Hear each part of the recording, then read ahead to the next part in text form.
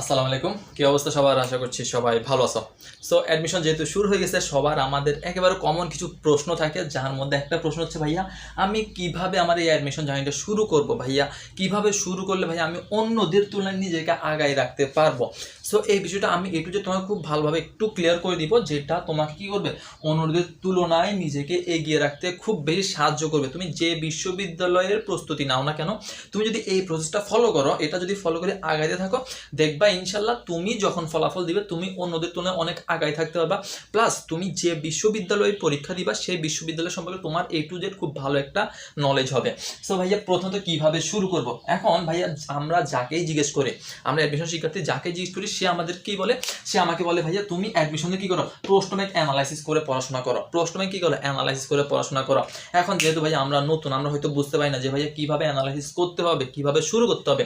So প্রথম কথা হচ্ছে, ধরো তুমি কোথায় পরীক্ষা দিবা? ধর তুমি ঢাকা ইউনিভার্সিটির পরীক্ষা দিবা। অবশ্যই সবাই ঢাকা ইউনিভার্সিটির পরীক্ষা দিবা। এখন ঢাকা ইউনিভার্সিটির জন্য তোমাদের কি থাকবে? ঢাকা ইউনিভার্সিটি তোমাদের একটা আলাদা একটা কোয়েশ্চেন ব্যাংক থাকবে। কোয়েশ্চেন ব্যাংক এটা বিভিন্ন ধরনের কোয়েশ্চেন ব্যাংক হতে পারে, ইন্ডেক্স হতে পারে, জয়কলি হতে পারে, পানকলি হতে পারে, যে কোনো একটা কোয়েশ্চেন ব্যাংক তোমাকে কি করতে হবে, নিতে হবে।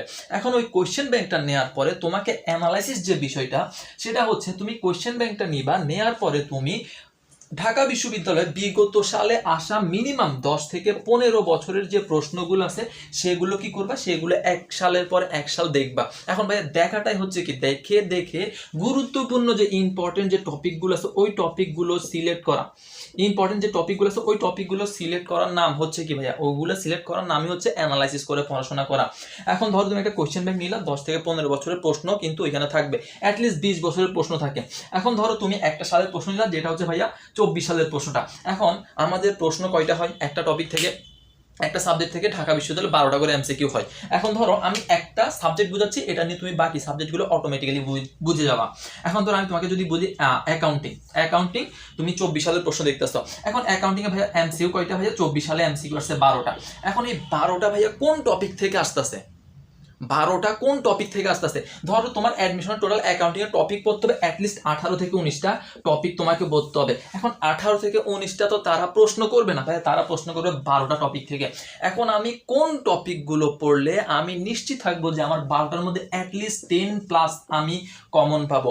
এখন এটা আমি কিভাবে করবো ভাইয়া? আমার যে 12টা প্রশ্ন, আমি ওই 12টা প্রশ্ন অ্যানালাইসিস করবো। অ্যাকাউন্টিং আমি অ্যানালাইসিস করতেছি, 12টা প্রশ্নের মধ্যে আমি প্রথম টপিক পাইলাম, ধরেন আমি প্রথম টপিক পাইলাম ভাইয়া হিসাব বিজ্ঞান পরিচিতি থেকে একটা MCQ আসছে।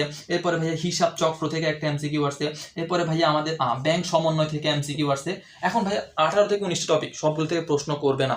আমি অ্যানালাইজ করে দেখতেছি ব্যাংক সমন্বয় থেকে MCQ আসছে। আমি দেখতেছি ভাইয়া 4 নাম্বার আর্থিক বিবরণী থেকে, আর্থিক বিবরণী থেকে ভাইয়া 2টা প্রশ্ন আসতেছে। আমি দেখতেছি ভাইয়া অবচয় থেকে প্রশ্ন আসতেছে, অবচয় থেকে প্রশ্ন আসতেছে। তাহলে ভাইয়া আমি মোটামুটি দেখলাম যে ভাইয়া 12টা প্রশ্ন তারা 18-19টা যে টপিক আছে সেখান থেকে 10টা টপিক থেকে তারা কাভার করে ফেলতেছে। তাহলে ভাইয়া আমার 24 সালের অ্যানালাইসিস করা শেষ। আমি এরপরে গেলাম ভাইয়া 23 সালের মধ্যে। 23 সাল প্রশ্ন অ্যানালাইসিস যখন আমি দেখবো, তখন দেখবো আমি 24 সালের যে 10টা টপিক পাইছি, আমি দেখবো ঠিক 23 সালের মধ্যে সেম এই 10টা টপিকের মধ্যে 8টা টপিক কিন্তু রয়ে গেছে। 8টা টপিক কিন্তু রয়ে গেছে, অতিরিক্ত আরো 1টা 2টা অ্যাড হইতে পারে। ওকে ভাই, আমার 23 সালে অ্যানালাইজ করা শেষ। আমি দেখলাম 12টা প্রশ্নের মধ্যে আমি গত সাল যেটা আমি অ্যানালাইজ করছি সেখান থেকে 8টা টপিক কমন পড়ে গেছে। এরপর আমি আবার কই গেলাম, আমি আবার 22 সালে চলে গেলাম যে 22 সালে কোন কোন টপিক থেকে প্রশ্ন করে।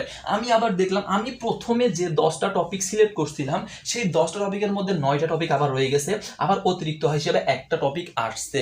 তাহলে আমি এইভাবে যখন 21, 22 আমি এগুলো যখন অ্যানালাইসিস করব, তখন আমি দেখব যে 18-19টা যে টপিক থাকে হিসাব বিজ্ঞানের, সেখান থেকে অ্যাটলিস্ট 12 থেকে 13টা টপিক থেকে প্রত্যেক বছর সেম প্রসেসে কি করে, প্রশ্ন করে। এটাই হচ্ছে অ্যানালাইসিস করা।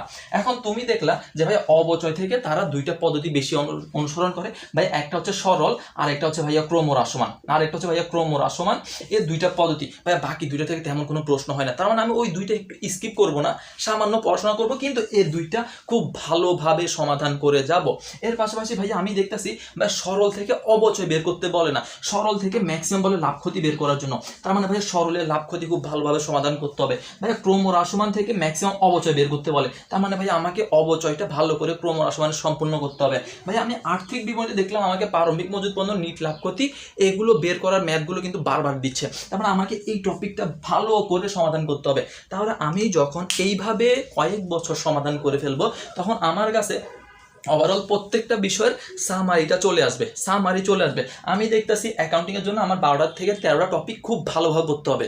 আমার 18-19টা টপিক আছে, ঠিক আছে, আমি এগুলো পড়বো, কিন্তু এই 12 থেকে 13টা টপিক আমি A to Z 100 আমি এক্সপার্ট হবো, এটা হচ্ছে মেইন কথা। ঠিক অ্যাকাউন্টিংয়ের ক্ষেত্রে যে কথা ভাই, ম্যানেজমেন্টের ক্ষেত্রেও ঠিক সেম কথা, ম্যানেজমেন্টের ক্ষেত্রেও সেম কথা, ইংলিশের ক্ষেত্রেও ঠিক সেম কথা আমি বলবো। বাংলা এবং ফাইন্যান্স বলো, মার্কেটিং বলো, ঠিক একইভাবে যখন তুমি এইভাবে অ্যানালাইসিস করে পড়বা, তোমার পড়াটা অনেক বেশি এফেক্টিভ হবে এবং এটা তোমাকে অন্যদের তুলনায় কয়েক গুণ আগায় রাখতে পারবে। অন্যরা 18-19টা টপিক খুব ভালো করে পড়তেছে, কিন্তু তুমি জানো এই 12 থেকে 13টা থেকে মেইন প্রশ্নগুলো হবে। এই 12টা থেকে 13টা টপিক তুমি ঝালাই করে ফেলতেছো, তুমি 12টা এমসিকিউর মধ্যে অ্যাটলিস্ট 10+ করে এমসিকিউ পাচ্ছ, 10-11 করে মার্ক পাচ্ছ, তাহলে দিন শেষে লাভটা কার? দিন শেষে লাভটা তোমার। সে এখন কাজ কি ভাইয়া, একটা প্রশ্ন ব্যাংক নিব, প্রশ্ন ব্যাংক নিয়ে বিগত সালগুলো সুন্দরভাবে অ্যানালাইসিস করে আস্তে আস্তে পড়াশোনা শুরু করব। সো এটাই হচ্ছে মেইন কাজ। আর সামনে আস্তে আস্তে আরও যখন পথ চলা কঠিন হবে, আমরা তো আসি ইনশাল্লাহ, আমরা A to Z গাইডলাইন কীভাবে কী করতে হবে, কোন টপিক কীভাবে সমাধান করতে হবে, কীভাবে আরও এক্সপার্ট করা যায় তোমাকে, সব কিছু ইনশাল্লাহ আমরা দেখাই দিব। সো ভালো থাকো, সুস্থ থাকো, ভাইয়া যেটা বলছি এটা একটু অনুসরণ করার চেষ্টা করো। ওকে, আল্লাহ হাফেজ।